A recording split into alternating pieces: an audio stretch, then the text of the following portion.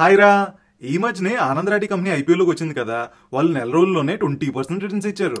So అదే business మోడల్లో ఉన్న ఈ గ్రో కంపెనీ అండ్ వాళ్ళతో కంపేర్ చేసుకుంటే బీభత్సమైన క్లయింట్ బేస్ ఉంది వీళ్ళకి. సో వీళ్ళు ఇంత రిటర్న్స్ ఇచ్చేస్తారు. అండ్ అలాగే కొన్ని సంవత్సరాల క్రితం చూస్తే జెరోదాని అసలు ఎవరు బీటే చేయలేరు అనుకున్నాం. కాకపోతే గ్రో వచ్చి జెరోదాని కూడా బీట్ చేసింది. ఇంకా ఫ్యూచర్లో ఈ కంపెనీ ఇంకెంత పెద్ద అయిపోద్దో. సో ఇలాంటి కంపెనీలు అప్లై చేయొచ్చు అంటావా? దీనికి మంచి పొటెన్షియల్ ఉందంటావా? చేద్దాంరా, దాందే ఉంది. ముందు నువ్వు అన్నావు కదా ఆనంద్ రాతిది వీళ్ళది ఒకే బిజినెస్ మోడల్ అని చెప్పి. అది తప్పురా. అవ్వడానికి ఒకటే ఇండస్ట్రీ అయినా సరే, ఇద్దరు ఒకటే స్టాక్ బ్రోకర్స్ అయినా సరే, బిజినెస్ మోడల్ అనేది వేరు వేరు. వీళ్ళిద్దరికి ఆ రెవెన్యూ క్రియేషన్ అనేది, ప్రాఫిట్ మేకింగ్ అనేది వేరు వేరు అనమాట. ఆనంద్ రాటి వాళ్ళ అనాలిసిస్ చేస్తున్నప్పుడు చెప్పుకున్నాం కదా మనం. ఏం చెప్పుకున్నాం? వాళ్ళకి క్లయింట్ బేస్ తక్కువ, బట్ రెవెన్యూ పర్ క్లయింట్ చాలా ఎక్కువ, ఇండస్ట్రీ హైయెస్ట్ అనమాట. సో వాళ్ళు మాస్ గేమ్ లా కాకుండా డిస్క్రిషనరీ దానిలాగా ఎక్కువ అవుతూ ఉంటారు. వీళ్ళకి ఈ గ్రో వాళ్ళకి క్లయింట్ బేస్ చాలా ఎక్కువ, బట్ రెవెన్యూ పర్ యూజర్ అనేది తక్కువ అనమాట. సో వీళ్ళు మాస్ మార్కెట్ లాగా డీల్ చేస్తూ ఉంటారు. అదే కదా. ఆనంద్ రెడ్డి వాళ్ళు హై నెట్ ఇన్వెస్టర్స్ ని టార్గెట్ చేస్తూ ఉంటారు, సర్వీసెస్ ఎక్కువ ఇస్తూ ఉంటారు. సో ఎక్స్పెన్సెస్ కూడా ఎక్కువ వస్తూ ఉంటుంది. ఈ గ్రో వాళ్ళు కొత్త జనరేషన్ ని, మాస్ మార్కెట్ ని టార్గెట్ చేస్తూ ఉంటారు. తక్కువ ఆపరేషనల్ ఎక్స్పెన్సెస్ తోనే రెవెన్యూస్ తెచ్చేసుకుంటుంటారు అనమాట. మాట్లాడుకుందాంరా మన స్టైల్లో ఈ గ్రో కంపెనీని అండ్ అలాగే గ్రో ఐపీఓని కూడా పూర్తిగా అనాలిసిస్ చేద్దాం. ఏం ఫ్రెండ్స్, రెడీగా ఉన్నారా? మన వీడియోస్ మీకు నచ్చినట్టుంటే ప్లీజ్ లైక్ చేయండి, షేర్ చేయండి, కామెంట్ చేయండి, అలాగే సబ్స్క్రైబ్ చేసుకొని మీ ఫ్రెండ్స్కి కూడా షేర్ చేస్తూ ఉండండి. మర్చిపోకుండా షేర్ చేస్తూ ఉండండి. సరే, ఈ గ్రో తాలూకా అనాలిసిస్ స్టార్ట్ చేస్తే, కొంతమంది ఫ్లిప్కార్ట్ తాలూకా ఎక్స్ ఎంప్లాయీస్ ఈ గ్రోని 2016లో స్టార్ట్ చేశారు. వీళ్ళు జస్ట్ ఒక స్టాక్ బ్రోకర్ మాత్రమే కాదనమాట, ఒక ఫైనాన్షియల్ సూపర్ యాప్ లాంటి వాళ్ళు. వీళ్ళ బిజినెస్ మోడల్ని మల్టిపుల్ వెర్టికల్ ఫైనాన్షియల్ ప్లాట్ఫామ్ అని అనొచ్చు అనమాట. కొంతమంది స్టాక్ బ్రోకర్స్ లా ఒకే కాల్ మీద, అంటే ఒకే రెవెన్యూ సోర్స్ మీద నించోకన్నా వీళ్ళు డైవర్సిఫైడ్ గా ఒక 3 పిల్లర్స్ వేసుకున్నారు. ఒక 3 రకాల బిజినెస్ స్ట్రీమ్స్ నుంచి రెవెన్యూస్ తెచ్చుకుంటున్నారు అనమాట. అవి ఒక్కొక్కటిగా చూస్తే, first obvious broking services, stocks అని, ఎఫ్ఎన్ఓ అని, ఐపీఓస్ అని ఇలాంటి వాటిలో ఇన్వెస్ట్ చేస్తున్నప్పుడు ఆర్ఎల్స్ ట్రేడ్ చేస్తున్నప్పుడు వీళ్ళకి బ్రోకరేజ్ కమిషన్ వస్తుంది అనమాట. Second, mutual fund distribution. Grow వాళ్ళు ఇండియాలోనే one of the largest mutual fund distributors అయిపోయారు. మనం చేసే ప్రతి ఎస్ఐపికి వీళ్ళకి ఏఎంసీ నుంచి కమిషన్ వస్తుంది అనమాట. అండ్ అలాగే వీళ్ళకి సొంతంగా గ్రో మ్యూచువల్ ఫండ్ అని కూడా ఉన్నది. Third, credit and lending. ఇది ఇంపార్టెంట్ అనమాట. ఈ మధ్య స్టార్ట్ చేశారు వీళ్ళు. గ్రోకి సొంతంగా గ్రో క్రెడిట్ సర్వ్ అనే ఒక ఎన్బిఎఫ్సి ఉన్నదనమాట. దీని ద్వారా వీళ్ళు పర్సనల్ లోన్స్ అని ఇలాంటివి కూడా ఇచ్చుకుంటూ వస్తున్నారు. అండ్ అలాగే మార్జిన్ ట్రేడింగ్ ఫెసిలిటీ లాంటి సర్వీసెస్ ఇస్తున్నారు. ఈ మార్జిన్ ట్రేడింగ్ ఫెసిలిటీ అనేది మీరు బాగా గుర్తుపెట్టుకోవాల్సిన విషయం. మీరు ఒకవేళ బ్రోకింగ్ సర్వీసెస్ లో ఇన్వెస్ట్ చేస్తున్నట్టుంటే ఈ ఎంటీఎఫ్ లో వీళ్ళు ఎలా ఉన్నారు, ఫ్యూచర్ లో ఎంటీఎఫ్ లో ఎలా గ్రో అవుతున్నారు అనేది చూసుకుంటూ ఉండాలి. ఎందుకంటే అసలు ఎంటీఎఫ్ అంటే ఏంటండి? మీ దగ్గర ₹1,00,000 ఉంటాయి, ఒక ₹4,00,000 వాళ్ళు ఇచ్చి ₹5,00,000 తగ్గట్టుగా షేర్స్ మీరు కొనడానికి ఇస్తూ ఉంటారు. అదే కదా. సో ₹4,00,000 వాళ్ళు ఇస్తున్నారు, అండ్ దాని వెనకాతల వాళ్ళకి కొలాటరల్ కూడా ఉన్నది కాబట్టి వాళ్ళకి రిస్క్ అనేది తక్కువ ఉంటూ ఉంటుంది. అండ్ ఆ 4,00,000 మీద ఇంట్రెస్ట్ రేట్ ఎంత అండి? ముందైతే 18% పర్ యానం అలా ఉండేది, ఈ మధ్య తగ్గుతూ 15% పర్ యానం అలా వచ్చింది. బట్ ఏదైనా సరే ఎక్కువే. మిగతా లోన్స్ మీద చూసుకుంటే ఈ మార్జిన్ ట్రేడింగ్ ఫెసిలిటీకి ఇంట్రెస్ట్ ఎక్కువ ఛార్జ్ చేస్తూ ఉంటారు. జనాలు కూడా అలాగే కొంటున్నారు. ఎఫ్ఎన్ఓలో వాటిలో రెగ్యులేషన్స్ ఎక్కువ అవుతూ ఉన్నాయి. రేపు పొద్దున్న సపోజ్ ఆప్షన్స్ మార్కెట్ తగ్గితే జనాలు ఏంటంటే ఈ మార్జిన్ ట్రేడింగ్ ఫెసిలిటీ ఎక్కువ తీసుకుంటూ ఉంటారు. ఎందుకంటే లివరేజ్ తాలూకా దాన్ని ఏమంటారు, ఆ ఎక్సైట్మెంట్ జనాలకి ఎక్కువగా వెళ్ళిపోయింది అనమాట. సో నేను అంటుంది ఏంటంటే మార్జిన్ ట్రేడింగ్ ఫెసిలిటీ నుంచి వచ్చే రెవెన్యూస్ ఆర్ఎల్స్ దాని మీద వచ్చే కాన్సన్ట్రేషన్ ఎక్కువ ఉంటుంది అనిపిస్తుంది బ్రోకర్స్కి ఫ్యూచర్లో. సో ఆ మార్జిన్ ట్రేడింగ్ ఫెసిలిటీలో వీళ్ళు ఉన్నారు. అండ్ ఈ ఐపీఓ ద్వారా వచ్చిన డబ్బులు కూడా కొంత దానికోసం యూజ్ చేద్దామనే ప్లాన్లో ఉన్నారు వీళ్ళు. ఓకే, బట్ ఈ సర్వీసెస్, ఈ ఫీచర్స్ ఆల్మోస్ట్ అందరు బ్రోకర్స్ ఇస్తున్నారు కదా. ఇప్పుడు జెరోదా చూసినా, ఏంజెల్ వన్ చూసినా, మన ఫైర్స్ చూసినా అందరూ ఇవే ఇస్తున్నారు కదా. మరి వీళ్ళలోని స్పెషాలిటీ ఏంటి అసలు? మంచి క్వశ్చన్ అడిగారా. ఈ గ్రో సక్సెస్ వెనక చాలా పవర్ఫుల్ స్పెషాలిటీస్ ఉన్నాయి. అది చెప్పుకునే ముందు అసలు గ్రో సక్సెస్ అయ్యింది లేదంటే వీళ్ళు స్పెషల్ అని ఎందుకు అంటున్నామో ఒకసారి చూద్దాం. First, market leadership and brand trust. 2016లో మొదలైన ఈ కంపెనీ జస్ట్ కొన్ని ఇయర్స్ లోనే ఇది India's largest digital investment platform గా ఎదిగింది. లార్జెస్ట్ ఇన్ ద సెన్స్ ఏదో మాట చెప్పడం కాదు. జూన్ 2025 ప్రకారం ఎన్ఎస్సిలో యాక్టివ్ యూజర్స్ విషయంలో వీళ్ళది 26% మార్కెట్ షేర్. అంటే 100 మంది ఇన్వెస్టర్స్ యాక్టివ్గా ఎన్ఎస్సిలో ఉంటే 26 మంది గ్రో తాలూకా క్లయింట్సే. అదే కదా. వీళ్ళ తాలూకా క్లయింట్ బేస్ చూస్తే 1.29 crore యాక్టివ్ క్లయింట్స్ ఉన్నారనమాట. సెకండ్, వీళ్ళ తాలూకా D2C model and organic growth. వీళ్ళ గ్రోత్ 100% డిజిటల్. దీన్ని డైరెక్ట్ టు కస్టమర్ అంటారనమాట. అంటే కంపెనీకి కస్టమర్కి మధ్యన ఏజెంట్స్ అని, సబ్ బ్రోకర్స్ అని ఇలాంటి వాళ్ళు ఎవరు ఉండరు. సో దీనివల్ల వాళ్ళ ఆపరేషన్ కాస్ట్ చాలా తక్కువ. అండ్ మోస్ట్ ఇంపార్టెంట్లీ FY25లో వచ్చిన కొత్త యూజర్స్లో 83% మంది ఎవరి మార్కెటింగ్ ఆర్ యాడ్స్ చూసి రాలేదన్నమాట. అదేనా, కేవలం వర్డ్ ఆఫ్ మౌత్తో ఆర్గానిక్గా వచ్చారు. అదే వాళ్ళ బ్రాండ్ వాల్యూ అనేది చెప్పగలం మనం. Third, deep penetration. వీళ్ళు ఈ గ్రో యూజర్స్ ఏంటంటే పూర్తిగా సిటీస్ నుంచి టైర్ 1 సిటీస్ నుంచి వస్తున్నారని కాదు, టైర్ 2 నుంచి, టైర్ 3 నుంచి, మొత్తం మీద ఇండియాలో చూసుకుంటే ఒక 98% పిన్ కోడ్స్ అనేది వీళ్ళు కవర్ చేస్తున్నారు అనమాట. అదే కదా. అండ్ 45% ఆఫ్ ద కస్టమర్స్ వీళ్ళది 30 years లోపల ఉన్న వాళ్ళే. సో ఇండియా తాలూకా యూత్ని వీళ్ళు సక్సెస్ఫుల్గా అట్రాక్ట్ చేయగలుగుతున్నారు. అదే కదా. సరే, ఇవి వీళ్ళ తాలూకా స్పెషాలిటీస్ ఆర్ ఎల్స్ సక్సెస్ అని చెప్పొచ్చు. బట్ దాని తాలూకా రీజన్ ఏంటి అంటే, నువ్వు ఇందాక అడిగిన క్వశ్చన్కి ప్రాపర్ ఆన్సర్ చెప్పాలంటే, ఒకటి సింప్లిసిటీ అండ్ యూజర్ ఎక్స్పీరియన్స్. ఇది వీళ్ళకి ఉన్న అతిపెద్ద బలం. గ్రో తాలూకా యాప్ ఇంటర్ఫేస్ చాలా క్లీన్గా, సింపుల్గా ఉంటుంది. అంటే మొత్తం అంటే ఇప్పుడు ఫర్ ఎగ్జాంపుల్ ఎక్కువ టెక్నికల్స్ యూజ్ చేసుకొని లేదంటే పూర్తి అనాలిసిస్ చేసే వాళ్ళకి ఇది పెద్దగా యూజ్ అవ్వకపోవచ్చు. ఫర్ ఎగ్జాంపుల్ ఫైర్స్ ఉన్నది, ఫైర్స్లో ప్రాపర్గా అనాలిసిస్ చేద్దామన్న వాళ్ళకి అన్ని ఫీచర్స్ ఉంటాయి. ఈ గ్రోలో ఏంటంటే సింపుల్గా ఒక స్క్రిప్ట్ ఓపెన్ చేసుకొని అందులో బై సెల్ చేసుకోవడానికి అలాంటి వాళ్ళకి బాగా నచ్చుతుంది, ఎందుకంటే సింపుల్గా ఉంటుంది అనమాట, బిగినర్ ఫ్రెండ్లీగా ఉంటుంది. థర్డ్, ఇది నా పర్సనల్ పాయింట్ అండి, మీరు ఎంతవరకు అగ్రీ అవుతున్నారు ఏంటంటే కింద కామెంట్స్లో పెట్టండి. థర్డ్ ఇంపార్టెంట్ రీజన్ ఈజ్ వీళ్ళ నేమ్ అండి, వీళ్ళ పేరు. నేను మా ఫ్రెండ్స్ చాలా మంది దగ్గర విన్నాను, ఏమని, గ్రోలో ఇన్వెస్ట్ చేస్తే మన మనీ గ్రో అయిపోతుందంట కదా అని చెప్పి. అంటే ఈ స్టాక్స్ గురించి, మ్యూచువల్ ఫండ్ గురించి ఏమీ తెలియని వాళ్ళు, కొత్తగా ఇన్వెస్టర్స్ వస్తున్న వాళ్ళు, కొంతమంది ఏంటంటే ఆ బెట్టింగ్ యాప్స్ ద్వారా అది అలవాటు అయిపోయి సరే అక్కడి నుంచి బయటకు వచ్చి ఇన్వెస్టింగ్ స్టార్ట్ చేద్దాం లేదంటే ట్రేడింగ్ స్టార్ట్ చేద్దాం అని అనుకున్న వాళ్ళు ఏంటంటే, అంటే మ్యూచువల్ ఫండ్స్లో ఇన్వెస్ట్ చేయాలా, గ్రోలో ఇన్వెస్ట్ చేయాలనే డౌట్ వాళ్ళకి ఉండదు. గ్రోలో ఇన్వెస్ట్ చేస్తే మనీ గ్రో అయిపోతుంది అన్న వాళ్ళ ఫీలింగ్ వచ్చేస్తుంది అనమాట. అదే కదా. అది వర్డ్ ఆఫ్ మౌత్ లేదంటే మరి ఎలా జరిగింది ఏంటో తెలియదు. ఎందుకంటే నా ఫ్రెండ్స్ కూడా చాలా మంది అడుగుతున్నారు, అరే గ్రోలో ఇన్వెస్ట్ చేద్దాం అనుకుంటున్నారు అని. గ్రో కాదురా, నువ్వు స్టాక్స్లో ఇన్వెస్ట్ చేస్తావా లేక మ్యూచువల్ ఫండ్స్లో ఇన్వెస్ట్ చేస్తావా అంటే అదంతా నాకు తెలియదురా, గ్రోలో ఇన్వెస్ట్ చేస్తాను అంటూ వచ్చారు. సో ఆ పేరు ఏదైతే ఉన్నదో అది అతిపెద్ద బలం. అదే ఎవరు పెట్టారు ఆ పేరు, కానీ దానివల్ల చాలా బెనిఫిట్ అయింది అనేది నేను పర్సనల్గా నమ్ముతున్నాను. ఫ్రెండ్స్ మీరేమనుకుంటున్నారు ఏంటనేది కింద కామెంట్స్లో పెట్టండి. అంతేలేరా, నువ్వు చెప్పింది కూడా కరెక్టే. అయితే మిగతా విషయాలు మాట్లాడుకునే ముందు ఫస్ట్ ఐపీఓ డీటెయిల్స్ చెప్పి. బేసిక్ ఐపీఓ డీటెయిల్స్ లో మాట్లాడాలంటే November 4th ఓపెన్ అవుతుంది, 7th వరకు ఓపెన్ లో ఉంటుంది. వీళ్ళ తాలూకు ప్రైస్ బ్యాండ్ 95 రూపీస్ నుంచి 100 రూపీస్. ఇది కొంచెం ఇంపార్టెంట్ అనమాట. అంటే రిటైల్ ఇన్వెస్టర్స్ ఎప్పుడు 100 రూపీస్ లోపల ఉన్న స్టాక్స్ అలా ఇన్వెస్ట్ చేద్దామని చూస్తూ ఉంటారు. సో అదొక మంచి పాయింట్. అండ్ వీళ్ళ తాలూకు lot size 150 shares, so 15,000 rupees ఉండాలి మినిమం ఒక లాట్ అప్లై చేయడానికి. Total issue size 6,632 crores. అంటే బ్రోకింగ్ కంపెనీస్ లో ఇది నాకు తెలిసి one of the largest IPO. అందులో 6,632 crores లో 1,060 crores వీళ్ళు ఫ్రెష్ ఇష్యూ, కంపెనీ కోసం డబ్బులు వెళ్తుంటాయి. అండ్ 5,572 crores అంటే సుమారు 84% ఆఫ్ ద ఆఫర్ ఓఎఫ్ఎస్ఏ. ప్రమోటర్స్ అని, వెంచర్ క్యాపిటల్ ఫండ్స్ అని వీళ్ళలో తమ వాటా కొంచెం అమ్ముకుంటూ వెళ్తున్నారు అనమాట.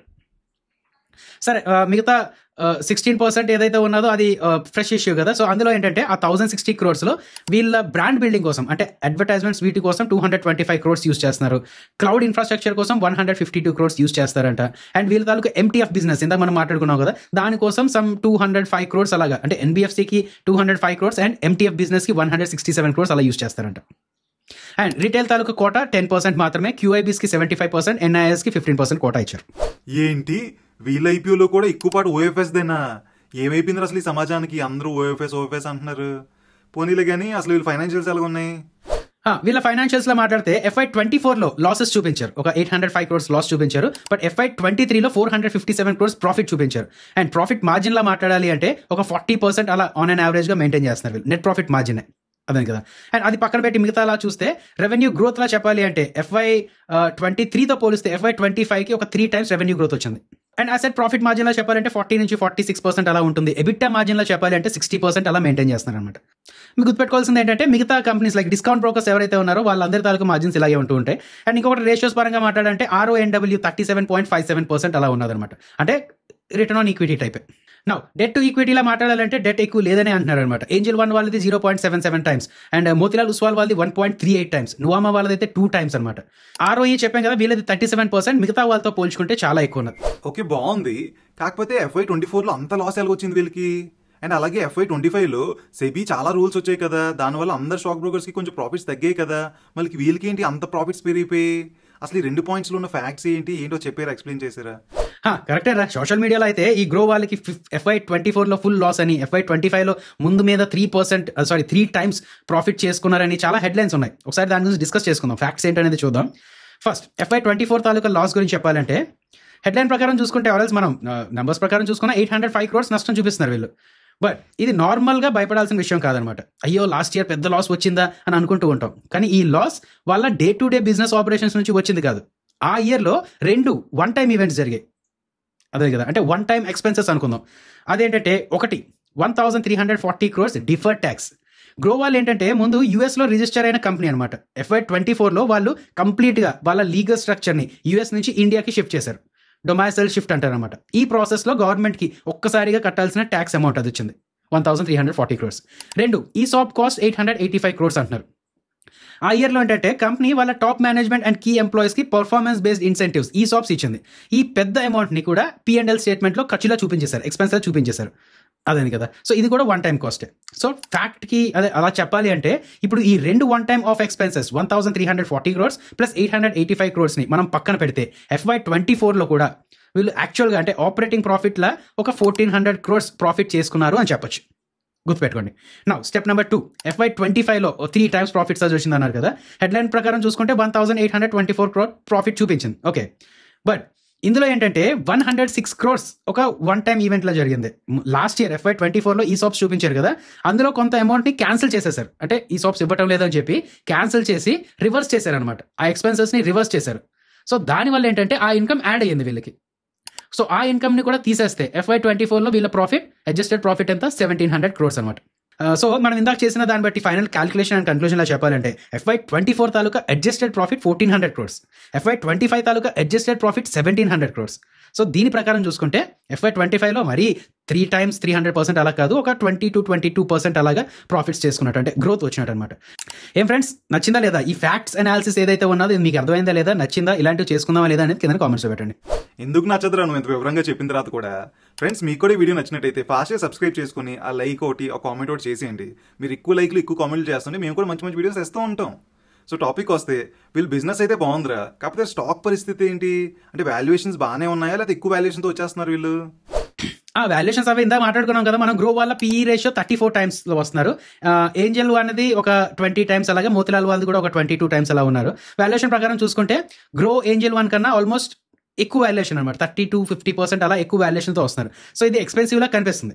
అయితే ఇంత ప్రీమియం ఎందుకు అంటే వీళ్ళ తాలూకా ROE.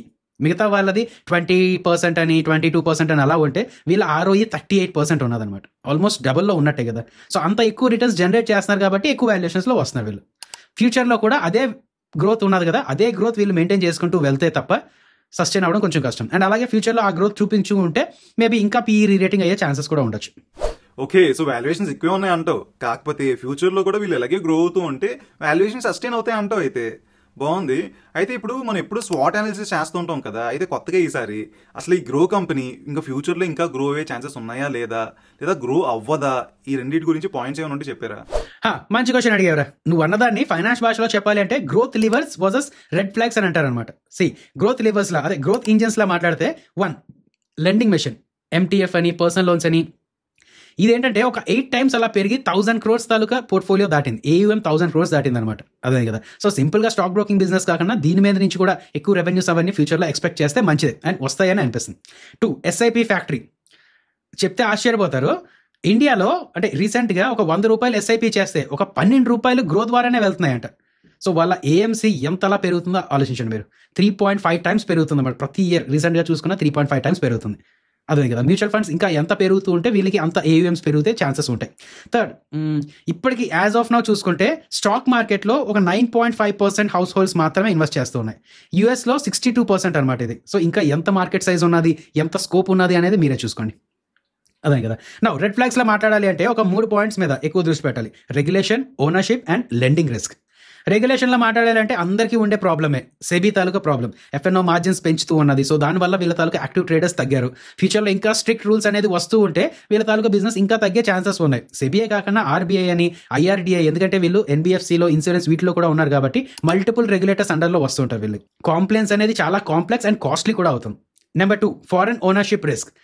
ఇది చాలా మంది మిస్ అవుతున్నారు అనమాట, ఎక్కువ మంది మాట్లాడలేదు దీని గురించి. వీళ్ళేంటంటే గ్రోలో IPOకి ముందు ఒక 90.8% షేర్ హోల్డింగ్ ఫారెన్ ఇన్వెస్టర్స్ దగ్గరే ఉంది. సో ఫ్యూచర్లో దీనివల్ల ఏంటంటే ఈ FEMA రూల్స్ ప్రకారం వీళ్ళు ఏంటంటే ఫారెన్ ఓన్డ్ అండ్ కంట్రోల్డ్గా క్లాసిఫై చేస్తూ ఉంటారు అనమాట. సో ఫ్యూచర్లో వీళ్ళు చేసే ఎక్వేషన్స్కి, న్యూ బిజినెస్ లైన్స్కి గవర్నమెంట్ అప్రూవల్స్ రావడం కొంచెం కష్టం అవుతూ ఉండొచ్చు. అదేందా ఇది వీళ్ళ ఫ్లెక్సిబిలిటీని తగ్గిస్తూ ఉంటుంది. అండ్ ఫ్యూచర్లో మేబీ ఫారెన్ తాలూకా ఇన్వెస్ట్మెంట్ ఇంత ఉండకూడదు అంటే వీళ్ళు సెకండరీ మార్కెట్లోకి వచ్చి ఆఫ్లోడ్ చేయొచ్చు, ఏవైనా జరుగుతూ ఉండొచ్చు. అది కొంచెం గుర్తుపెట్టుకోవాల్సిన విషయం. అండ్ అలాగే వీళ్ళు లెండింగ్లో ఎక్కువ ఉన్నారని చెప్తున్నాం కదా, అందులో గ్రాస్ NPS అనేది 0.9% నుంచి 1.67%కి పెరిగిందనమాట. సో మార్కెట్లో ఇంకా ఎక్కువ డౌన్ ట్రెండ్ వస్తే ఆ లివరేజ్ బెట్స్ వల్ల ఏంటంటే వీళ్ళ తాలూకు డిఫెన్స్ ఇంకా పెరిగే ఛాన్సెస్ కూడా ఉంటాయి, అది గుర్తుపెట్టుకోవాలి. ఓకే, ఫైనల్ గా ఈ కంపెనీకి ఉండే రెడ్ ఫ్లాగ్స్ ఏంటి, ఆపర్చునిటీస్ ఏంటి, షార్ట్ గా చెప్పారా? అండ్ అలాగే ఎవరైనా ఐపీఓలో అప్లై చేద్దాం అనుకుంటే వాళ్ళు ఎలాంటి పాయింట్స్ మైండ్ లో పెట్టుకోవాలో కూడా చెప్పే. ఫ్రెండ్స్, ఒకసారి పాజిటివ్స్ నెగిటివ్స్ మళ్ళీ ఒకసారి మాట్లాడేసుకొని ఫైనల్ కన్క్లూజన్ ఇచ్చేసుకుందాం. అయితే గుర్తుంది కదా ఫ్రెండ్స్, డిస్క్లైమర్ స్టార్టింగ్ లో చూసారు కదా, ఏది డైరెక్ట్ ఫైనాన్షియల్ అడ్వైస్ కాదు, మీ ఎడ్యుకేషనల్ ఆర్ ఇన్ఫర్మేషన్ కంటెంట్ లో మేము ఇస్తున్నాం అంతే. అండ్ మేము సెబీ రిజిస్టర్డ్ అడ్వైజర్స్ కాదు, అనలిస్ట్ కూడా కాదు. మీరు ఒకవేళ ఇందులో ఇన్వెస్ట్ చేయాలా ఏదైనా ఆలోచించాలంటే మీ ఓన్ అనాలిసిస్ చేసుకోండి, లేదంటే సెబీ రిజిస్టర్డ్ అనలిస్ట్ అయినా కలండి. రెడ్ ఫ్లాగ్స్ లో చెప్పాలంటే ఓఎఫ్ఎస్ పార్ట్ ఎక్కువ ఉన్నది, వాల్యుయేషన్ చాలా ఎక్కువ ఉన్నది, ఏఆర్పిఓ తక్కువ ఉన్నది, యాక్టివ్ క్లయింట్ ఏదైతే ఉన్నదో అది కూడా ఫ్లక్చువేట్ అవుతూ ఉన్నది, రెగ్యులేటరీ రిస్క్ ఉన్నది, ప్రాఫిటబిలిటీ కన్సిస్టెంట్ గా లేదు. అండ్ అలాగే పాజిటివ్స్ లో అలా బుల్ కేసులో చెప్పాలి అంటే రిటైల్ వేవ్ ఏదైతే ఉన్నదో ఇంకా బాగా పెరిగేటట్టు ఉన్నది. ఇప్పటికీ 9% మాత్రమే పెనిట్రేషన్, ఇంకా బాగా పెనిట్రేట్ అవ్వాల్సి ఉంది. అండ్ అలాగే ఎస్ఐపిలో వీళ్ళు ఓనర్షిప్ ఎక్కువ ఉన్నది అనమాట, ఎందుకంటే కొత్త కస్టమర్స్ ఎప్పుడు మ్యూచువల్ ఫండ్స్ లో అది కూడా ఎస్ఐపి ద్వారా వస్తూ ఉంటారు, అందులో వీళ్ళ తాలూకా ప్రెజెన్స్ ఎక్కువ ఉన్నది. అండ్ అలాగే క్రాస్ సెల్ పొటెన్షియల్ కూడా వీళ్ళ తాలూకా క్లయింట్ బేస్ ఎక్కువ ఉన్నది కాబట్టి రేపు పొద్దున లోన్స్ ఇస్తూ ఉంటారు, ఇన్సూరెన్స్ అనేది, వెల్త్ మేనేజ్మెంట్, ఇలా చాలా క్రాస్ సెల్ అనేది చేసుకుంటూ ఉండొచ్చు. అండ్ అలాగే ఎక్కువ ఏంటంటే వీళ్ళ తాలూకా హ్యూజ్ కాంపిటేటివ్ ఎడ్జ్ ఏంటంటే ఆ బ్రాండ్ వాల్యూ, నేను అన్నట్టు ఆ పేరు, అదే కదా. సో నన్ను అడిగితే జిఎంపీ ప్రకారం చూస్తే అది మీరు చూస్తూ ఉంటారు కదా, ఎలాగో థర్డ్ డే నాడు మనం కూడా మాట్లాడుకుందాం దాని గురించి, టెలిగ్రామ్ ఛానల్లో మాట్లాడుకుందాం.